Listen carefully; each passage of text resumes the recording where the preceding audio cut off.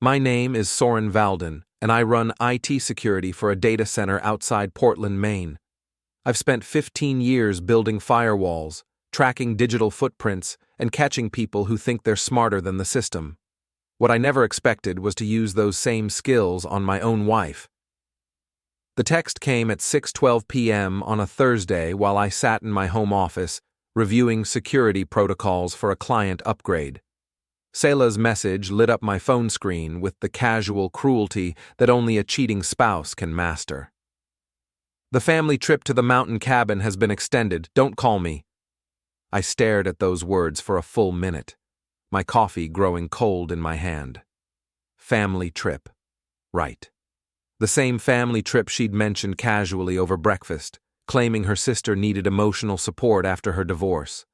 The trip I wasn't invited to because you wouldn't enjoy all the girl talk anyway, honey. Here's the thing about being married to someone for 12 years. You develop an instinct for their lies. Selah had been different lately, distant, her phone always face down on the table, late nights at the real estate office that didn't match her commission reports. And then there was Liam Grady, our so-called family friend who'd been showing up at neighborhood barbecues with increasing frequency, always finding excuses to chat with my wife about market opportunities. I didn't panic. I didn't throw my phone or curse the heavens. Instead, I did what any IT security manager would do when presented with suspicious activity. I investigated. First, I checked our home security system. The cameras showed Selah loading her overnight bag into her BMW at 3:47 p.m., just 3 hours ago. Not exactly the timeline for an extended family emergency. Then I pulled her location history from our shared family plan. The GPS ping showed her phone at our mountain cabin, 40 miles north of town. But here's where it got interesting. I cross-referenced the cabin's smart lock system with the entry logs.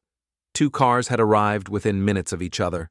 Selah's BMW and a silver Audi A6 registered to Liam Grady. My hands were steady as I opened my laptop and began typing. Years of methodical work had taught me patience, and patience was about to pay off in ways Selah never imagined. The mountain cabin wasn't just a weekend retreat. It was part of a family trust I'd established 5 years ago during my promotion. Selah had signed all the paperwork without reading it, trusting me to handle the legal details. What she didn't realize was that the trust included a morality clause, a pre-signed agreement that would transfer full ownership to me in cases of infidelity or misuse of family assets. I opened the trust file and found the documents exactly where I'd left them. Every signature, every witness statement, every legal detail was perfect. One phone call to my lawyer's emergency line confirmed what I already knew. The clause was ironclad and enforceable immediately upon evidence of breach. While I waited for the paperwork to process, I compiled an evidence package that would make any prosecutor proud. Phone records showing deleted calls between Selah and Liam. Credit card statements revealing dinners for 2 at restaurants across town. Hotel receipts charged to our joint account on nights when Selah claimed to be working late. And now, the cabin entry logs showing both of them arriving together for their romantic getaway. At 7:30 p.m., I sent a single text message to Liam's wife, Tessa. "Check your email. I'm sorry you have to see this, but you deserve to know the truth." The evidence package went out 30 seconds later. Photos, documents, timestamps, locations, everything laid out with the precision of a federal case file. Tessa deserved better than Liam, just like I deserved better than Selah. Then I composed my reply to my wife's casual dismissal. No anger, no pleading, no emotional outburst, just facts delivered with surgical precision. "How's Liam? His wife already knows everything. Divorce papers have been filed, and the lawyer has been notified." I hit send at 7:45 p.m. and immediately began phase 2 of what I was already thinking of as Operation Cleanup.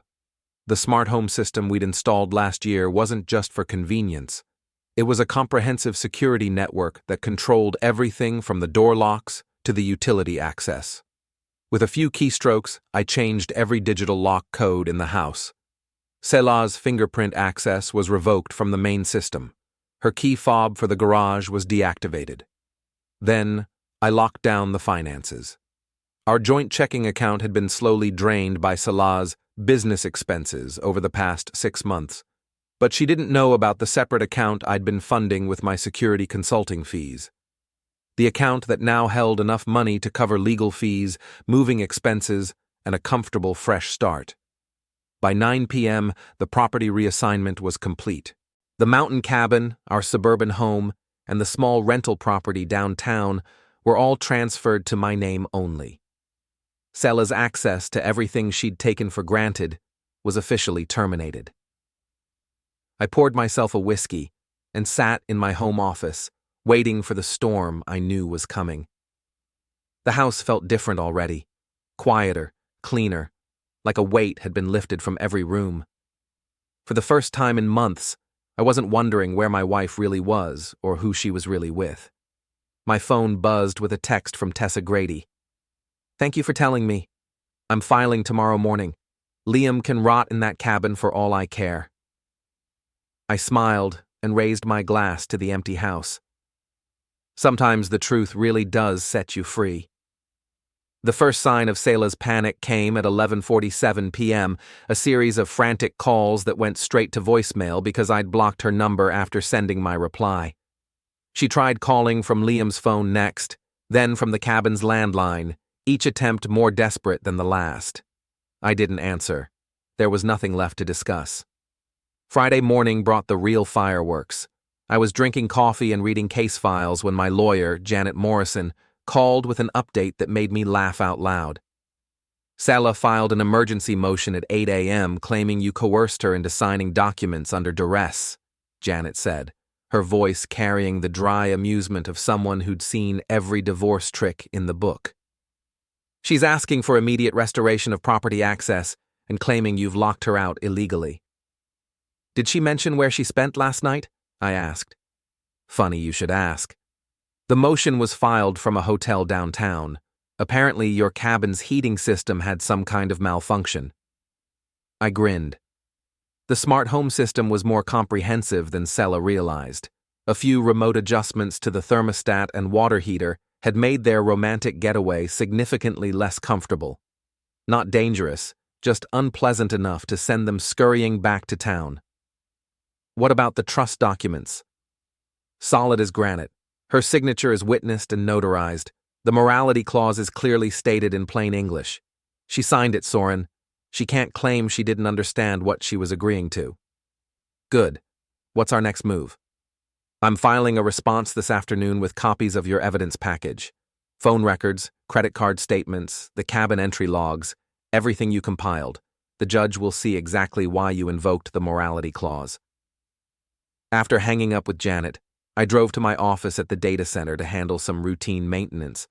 Work was a welcome distraction, and my team didn't need to know about the personal drama unfolding in my life. I was reviewing server logs when my phone buzzed with a text from an unknown number. "This is Salah's mother, Patricia. We need to talk. There's been a misunderstanding." I stared at the message for a moment, then deleted it without responding. Patricia Hartwell had never liked me, making it clear from day one that her daughter was settling by marrying an IT worker instead of a lawyer or doctor. The feeling was mutual. But Patricia wasn't the type to give up easily. An hour later, my work phone rang. "Mr. Valden, this is Patricia Hartwell. I believe you know why I'm calling." "Actually, I don't. Salah and I are separated, and any communication should go through my lawyer." "Don't be ridiculous, Soren. This whole thing is a misunderstanding that can be resolved with a simple conversation. Salah made a mistake, but marriages survive these things. You're both adults." I leaned back in my office chair, watching data streams scroll across my monitor. "Mrs. Hartwell, your daughter has been having an affair for months. She used family money to fund it. She lied to me repeatedly. That's not a misunderstanding, that's a pattern of deception. You're being dramatic. Salah loves you. She's just been confused lately, and this Liam person took advantage of her emotional state. If you'd been more attentive to her needs..." "Stop right there." My voice was calm but firm. "I'm not responsible for your daughter's choices. She's 38 years old, not a confused teenager. You can't just throw away 12 years of marriage over one mistake. I'm not throwing anything away. Sela made her choice when she decided to spend family money on hotel rooms with another man. I'm simply responding to that choice. Patricia's voice sharpened. You're being vindictive, Soren. This isn't like you. Sela says you've changed the locks and frozen her out of her own home. Her own home? I couldn't help but laugh. Mrs. Hartwell, I've been paying the mortgage for 12 years. I funded the down payment, the renovations, the smart home upgrades, everything. Sela contributed her real estate commission to joint expenses, but the house was always primarily my investment. That's not how marriage works. Everything is supposed to be shared. You're right. Everything was shared, including the trust documents your daughter signed that clearly state the consequences of infidelity. She had access to everything I owned, and she chose to abuse that trust. There was a long pause before Patricia spoke again. We're coming over tonight to discuss this properly. Sela needs her things, and we need to sort out this legal nonsense before it goes too far. No, you're not. The property is under a no trespass order as of this afternoon. If you show up, I'll call the police. I hung up before she could respond and immediately called Janet to confirm the no trespass filing. The last thing I needed was Sela's family staging some kind of intervention in my living room. The rest of Friday passed quietly. I finished my work, grabbed dinner at a sports bar near the office, and drove home to my peaceful, Sela-free house. The silence was therapeutic after months of walking on eggshells around my wife's increasingly erratic moods. Saturday morning brought the entertainment I'd been expecting. I was working in my home office when the security system chimed with a motion alert. 3 cars were parked in my driveway: Sela's BMW, her parents' Mercedes, and Liam's silver Audi. I watched through the security cameras as Sela approached the front door with her spare key, her parents flanking her like bodyguards. She inserted the key, turned it, and nothing happened. The smart lock had rejected her access, just as programmed. She tried again, then began pressing the doorbell repeatedly while her mother pounded on the doorframe. Soren! Sela's voice carried clearly through the intercom system. Open this door right now! This is my house too! I activated the two-way speaker and kept my voice level. No, it's not! Check the legal notice posted on the door. The property has been reassigned according to the trust agreement you signed. What trust agreement? I never signed anything that would let you steal my home. The morality clause in the family trust, Sela. The one you signed 5 years ago without reading. Your lawyer can explain it to you. Through the camera, I watched her tear the legal notice from the door and scan it frantically. Her face went white as she read the official language transferring full ownership to me. This is impossible, she said, her voice cracking. You can't just take everything because of one mistake. I'm not taking anything. I'm enforcing an agreement you willingly signed, the same agreement that protected both of us from exactly this situation. Patricia stepped forward, her face flushed with anger. Soren Valden, you open this door immediately. We're not leaving until this is resolved. Actually, you are leaving. You're trespassing on private property and I have security footage of you ignoring a posted legal notice. Leave now or I call the police. I watched Liam whisper something to Sela, probably urging her to cut her losses and retreat. Smart man. Too bad he wasn't smart enough to keep his hands off other people's wives. Sela tried one more approach, her voice shifting to the pleading tone she'd used whenever she wanted something expensive. Soren, please, we can work this out. I know I made mistakes, but we can fix this. Just let me in so we can talk properly. We're past talking, Sela. You made your choice when you decided Liam was worth more than our marriage. Now you get to live with the consequences. The group stood in my driveway for another 10 minutes, arguing among themselves while I watched from my office window. Finally, they retreated to their cars, but not before Patricia shouted one last threat about getting lawyers involved. I poured myself a victory whiskey and settled in to watch college football. The house was mine, the finances were secure, and my cheating wife was officially someone else's problem. The game was just getting interesting when my phone buzzed with a text from Tessa Grady. "Liam's moving out tomorrow. Thought you should know he's been calling Sela nonstop since yesterday. Looks like they're both homeless now." I raised my glass to the empty living room and smiled. Sometimes justice really is swift. Sunday arrived with the kind of crisp October morning that makes living in Maine worthwhile. I was enjoying coffee on my back deck when Janet called with an update that made my weekend complete. "The judge reviewed your evidence package yesterday," she said. "Sela's emergency motion was denied. The trust documents are legally binding, and her claim of coercion doesn't hold water when she can't explain why she waited 5 years to contest them." "What about her request for property access?" "Also denied. The judge noted that someone who misuses family assets to fund an extramarital affair has forfeited reasonable expectation of access to those assets. You're in the clear, Soren." "Good. What's next?" "Sela's lawyer wants to negotiate a settlement. Apparently she's staying at a hotel and burning through what little money she has access to. They're hoping to work out some kind of arrangement before the divorce proceedings get ugly." I leaned back in my deck chair, watching leaves drift across my perfectly maintained yard.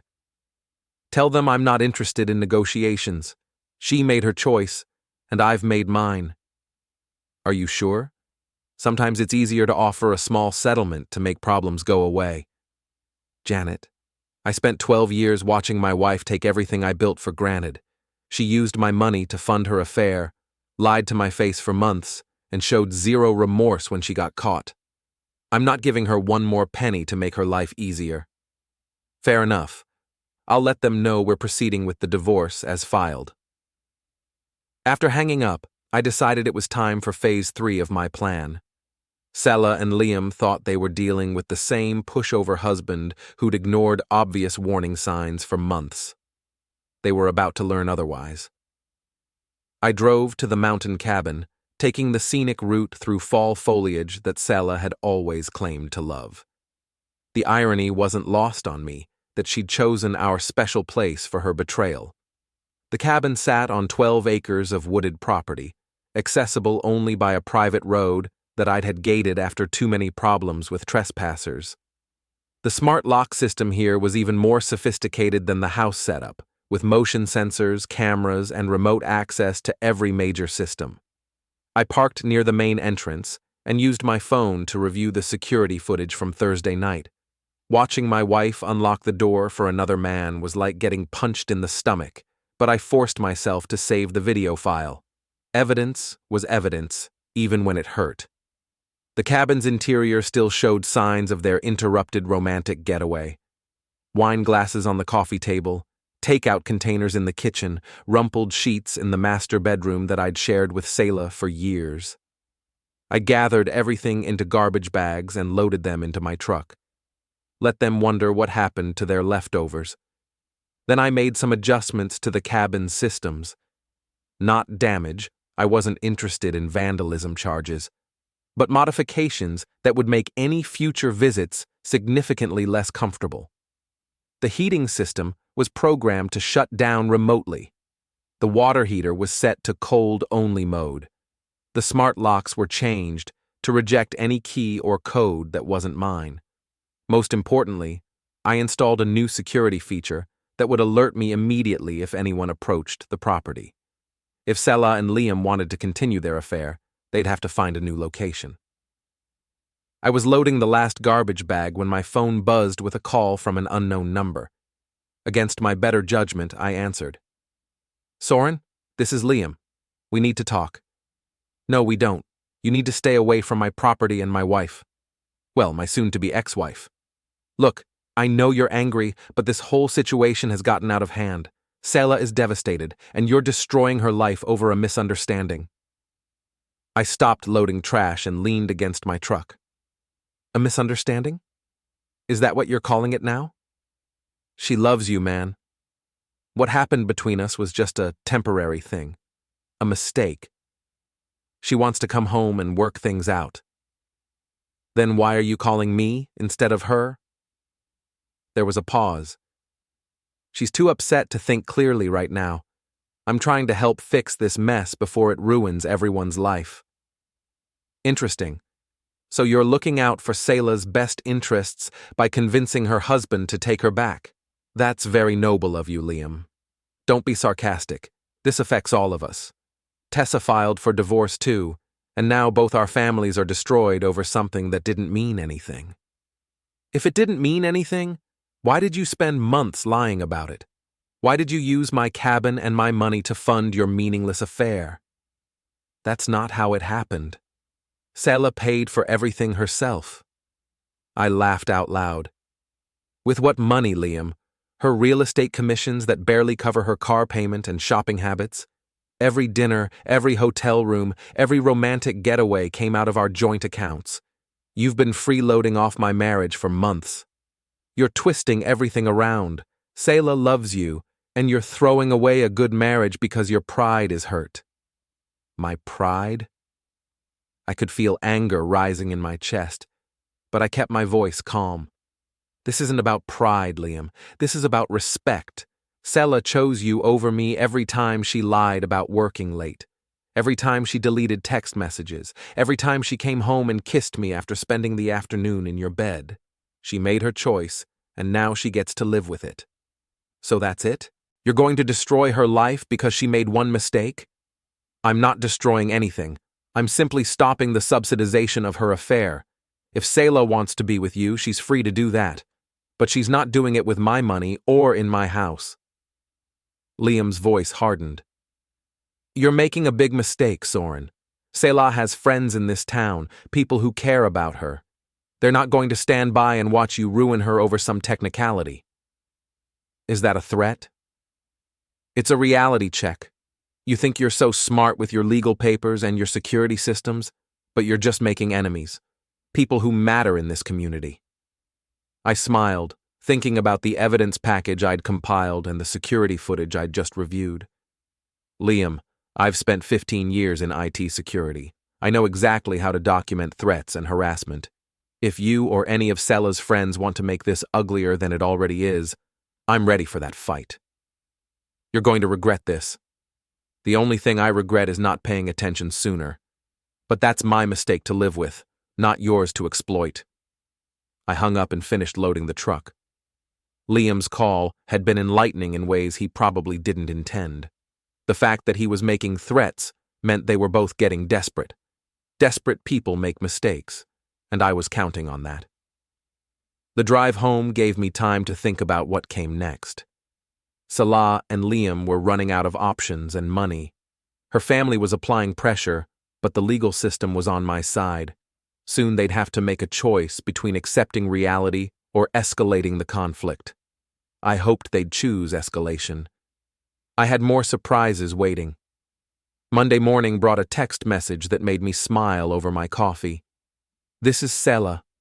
I'm coming to the house tonight to get my things. The lawyer says you have to allow reasonable access to personal property.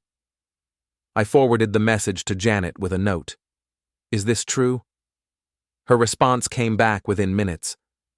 Technically, yes, but you can supervise the visit and limit it to clearly personal items.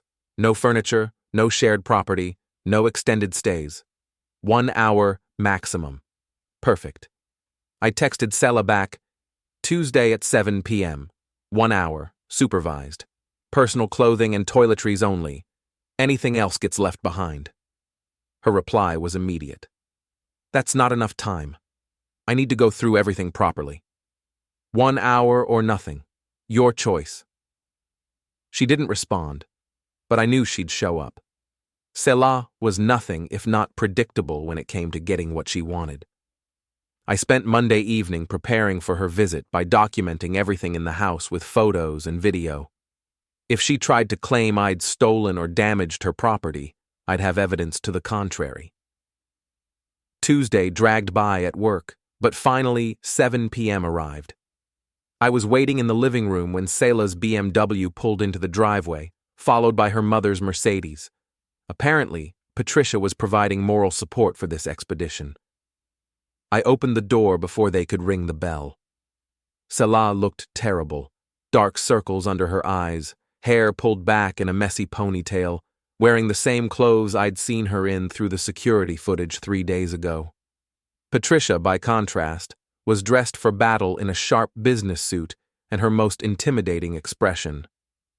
1 hour, I said, stepping aside to let them enter. Personal items only. I'll be watching. Selah pushed past me without making eye contact and headed straight for the stairs. Patricia lingered in the entryway, looking around the house like she was appraising it for sale. "You know this is temporary, Soren," she said. "Selah will get her share of everything in the divorce settlement. You might as well be reasonable now and save everyone the legal fees. Mrs. Hartwell, your daughter signed a prenuptial agreement and a trust document that clearly outline asset distribution in case of infidelity. She won't be getting half of anything. Those documents were signed under duress. Selah was young and trusting, and you took advantage of her." I pulled out my phone and showed her a photo of the trust signing ceremony. She was 33 years old, Patricia. She brought her own lawyer to review the documents. She asked questions, got answers, and signed voluntarily. The lawyer's notes are part of the file. Patricia's face flushed red. "You planned this whole thing from the beginning, didn't you? You married my daughter just to trap her with legal paperwork." "I married your daughter because I loved her. The legal paperwork was to protect both of us. If I'd been the one having an affair, she would have gotten everything. The trust works both ways. But you weren't the one having an affair, were you? You were too busy with your computers and your work to pay attention to your wife's needs." I looked at Patricia for a long moment, considering how to respond. "Mrs. Hartwell, I worked 60-hour weeks for 12 years to build the life Selah wanted. The house, the cabin, the cars, the vacations, all of it came from my income while she built her real estate career. I supported her dreams, encouraged her ambitions, and trusted her completely. If that wasn't enough for her, she should have talked to me instead of sleeping with Liam. Marriage is work, Soren. You can't just give up at the first sign of trouble." "The first sign of trouble was months ago. I ignored it because I trusted my wife. The second sign was weeks ago. I rationalized it because I didn't want to believe what I was seeing. The final sign was Thursday night when she texted me from another man's bed. That's not the first sign of trouble. That's the end of the line." Upstairs, I could hear Selah moving around the bedroom, opening drawers and closet doors. She was taking her time, probably hoping I'd get tired of supervising and give her more freedom to take things that weren't clearly hers. "Selah," I called up the stairs. 45 minutes left." "I'm going as fast as I can," she shouted back, her voice thick with tears. "There's 12 years of my life in this house. Then you should have thought about that before you decided to throw it away." Patricia stepped closer to me, lowering her voice. "She made a mistake, Soren. One mistake. Don't you think 12 years of marriage deserves more consideration than this?" "One mistake?" I couldn't keep the disbelief out of my voice. "Patricia, she's been lying to me for months. The affair didn't start last week. It's been going on since at least June, probably longer.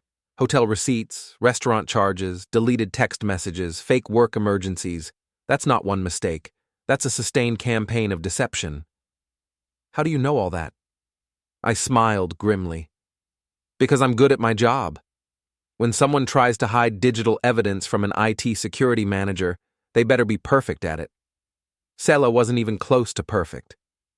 Patricia was quiet for a moment, probably processing the implications of what I'd said. "You spied on your own wife?" "I investigated suspicious activity, just like I do at work. When someone's behavior doesn't match their stated intentions, you dig deeper.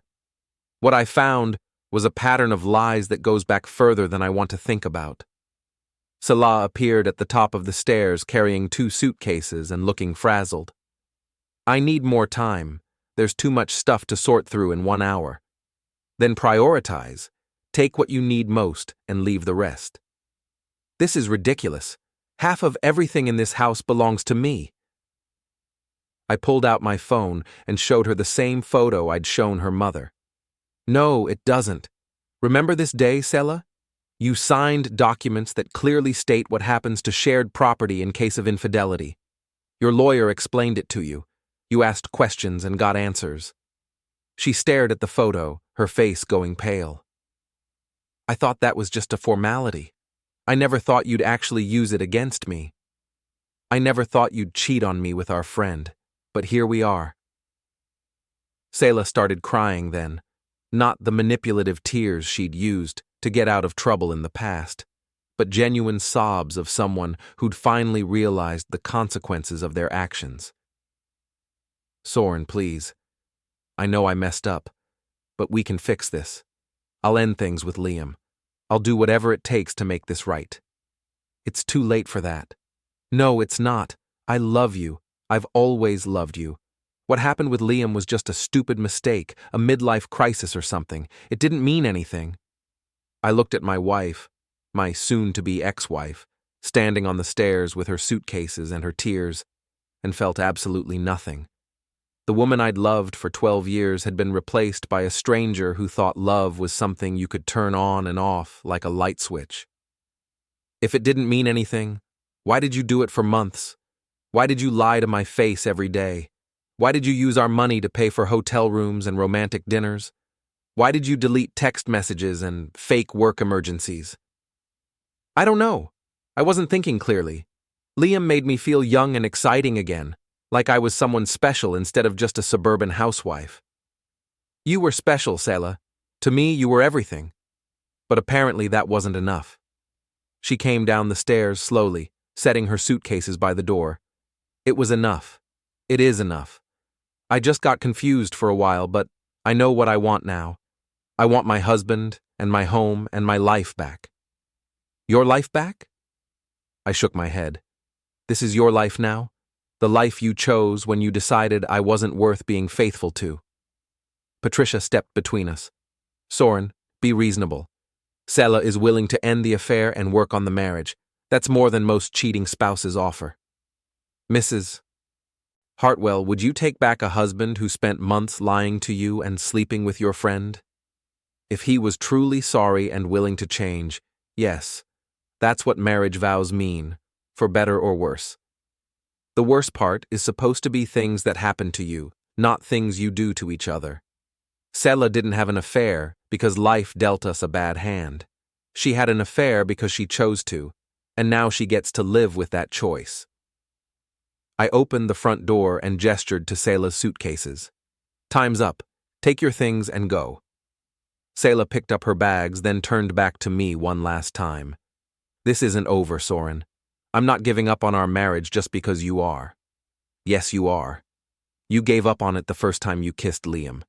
Everything since then has just been paperwork. They left without another word, and I locked the door behind them. The house felt lighter somehow, like a toxic presence had finally been removed.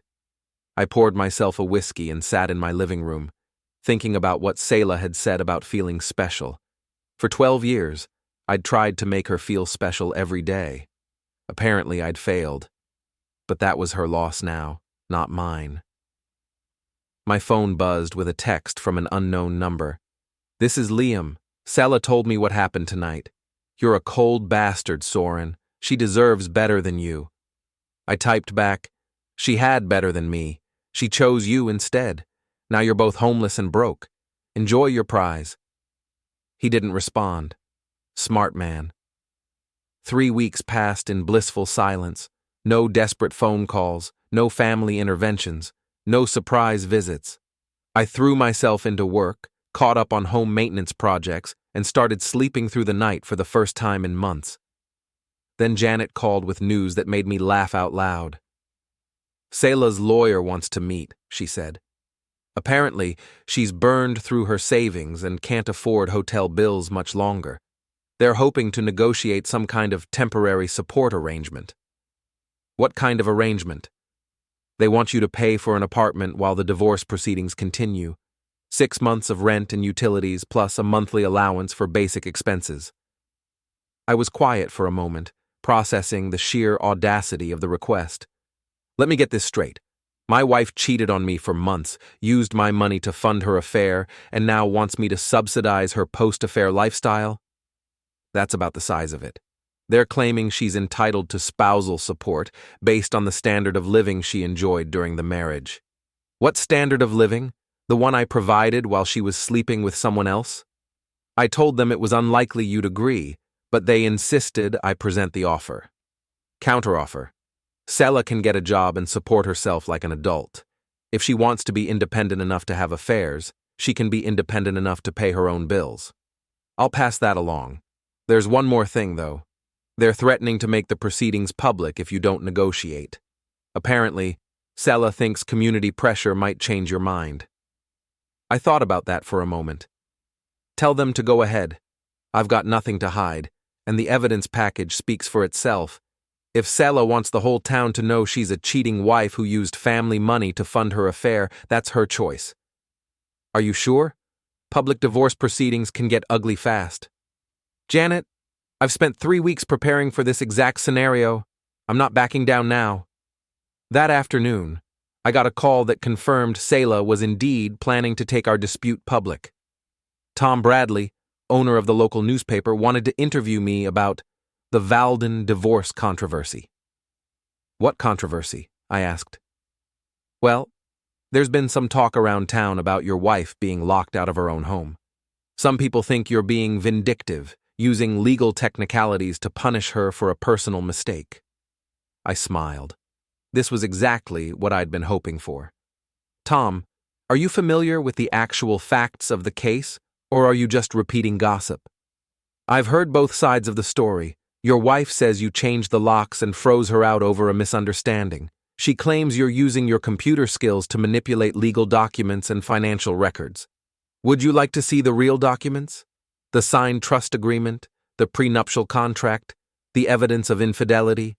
I can provide everything with timestamps and witness statements. There was a pause. You're saying you have proof she was unfaithful? Tom, I have more proof than most prosecutors need for criminal cases.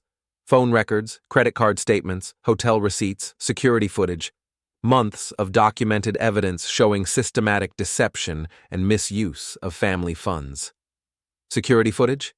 From our mountain cabin. Sela used it for romantic getaways with her boyfriend while telling me she was visiting family. I have video of them arriving together, staying overnight, and leaving together. Multiple times. Another pause. Longer this time. Can you provide copies of this evidence? Absolutely. But I want to be clear about something, Tom. I didn't start this public conversation. Sela did. I was content to handle our divorce privately through the legal system. She's the one who decided to involve the community and question my character. So if we're going public, we're going all the way public. I understand. Can you meet tomorrow afternoon? I'll be there with everything. I spent that evening organizing the evidence package into a presentation that would leave no doubt about what had really happened in my marriage. Phone records showing hundreds of deleted calls between Sela and Liam, credit card statements highlighting suspicious charges, hotel receipts for rooms I'd never seen, restaurant bills for romantic dinners I'd never attended, and the security footage that showed my wife bringing another man to our family cabin. The next morning, I got a panicked call from Patricia Hartwell. Soren, what's this about a newspaper interview? Sela says you're planning to humiliate her publicly.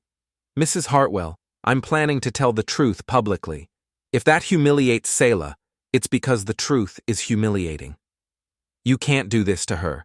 She's already lost everything. Her home, her marriage, her financial security. Don't take her reputation too. I didn't take anything from her. She threw it all away when she decided our marriage vows were optional. Please, Soren, I'm begging you, don't destroy my daughter's life over one mistake. Patricia, stop calling it one mistake. It was hundreds of mistakes over months of deception. Every lie, every deleted text, every fake work emergency was a separate choice to betray our marriage. She's learned her lesson. She knows she was wrong. Isn't that enough? No, it's not. She's only sorry because she got caught. If I hadn't discovered the affair, she'd still be lying to me today. What do you want from her? What would it take for you to call off this interview? I thought about that question seriously. What did I want from Sela? An apology? She'd already offered that. A promise to change? She'd made that too. The truth was, I didn't want anything from her anymore. I just wanted her to face the consequences of her choices. I want her to stop pretending she's the victim here.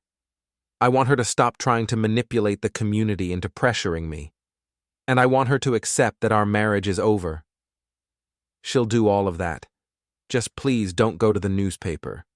It's too late for that. Sela made this public when she started spreading lies about me.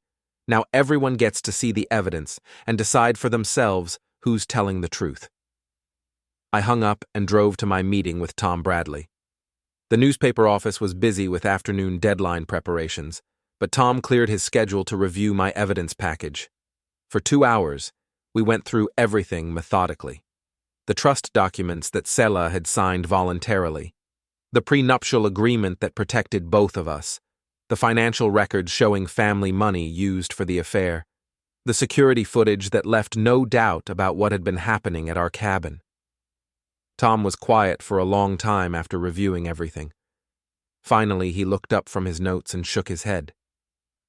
"This isn't the story I expected to write," he said. "Based on what I'd heard around town, I thought you might be the one behaving badly." "What did you hear?" "That you'd locked your wife out of her home over a minor indiscretion. That you were using legal technicalities to steal property that rightfully belonged to both of you. That you were being vindictive and controlling. And now? Now I see a woman who systematically betrayed her husband's trust and is facing the legal consequences she agreed to in writing. The evidence is overwhelming, Soren. There's no ambiguity here." "So, what kind of story are you planning to write?" Tom closed his notebook and leaned back in his chair. "I'm not sure I'm writing any story at all. This is a private family matter that got blown out of proportion by gossip and misinformation. Publishing the details would just hurt everyone involved." I was surprised by his response. "You don't think the community has a right to know the truth?" "The community has a right to mind its own business. You've shown me that you're not the villain some people made you out to be, and that's enough for me. I'm not interested in destroying your wife's reputation just to sell newspapers." I respected his decision, even though part of me wanted the vindication of public support. "What about the rumors that are already circulating?" "Rumors die down when people stop feeding them. My advice is to let the legal process run its course and ignore the gossip. You've got the law on your side, and that's what matters." I shook hands with Tom and drove home feeling oddly deflated. I'd been prepared for a public confrontation, ready to defend myself with facts and evidence. Instead, I got a reasonable man who chose discretion over sensationalism. That evening, Sela called from yet another unknown number. "Tom Bradley called," she said without preamble. "He's not running the story."